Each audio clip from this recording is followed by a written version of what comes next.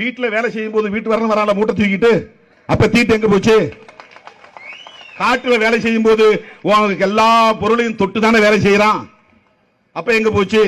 தண்ணி அடிக்கும் போது எல்லாரும் நக்கி நக்கி தானே ஊறுகாய தின்றீங்க, அப்ப எங்க போச்சு தீட்டு? அப்ப எங்க போச்சு தீட்டு?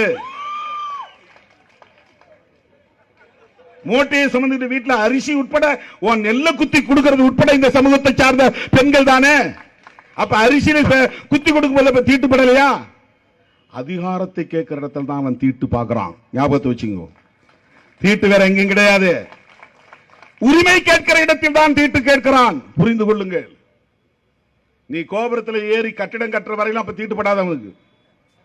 கல் எடுத்து கொடுக்கும் போது, சிமெண்ட் எடுத்து கொடுக்கும் போது, நீ கொத்து வேலை செய்யும் போது தீட்டுப்படாது. சாமி சிலையே நீ தான் தூக்கி போய் வைக்கணும், அவனால தூக்கி வைக்க முடியாது.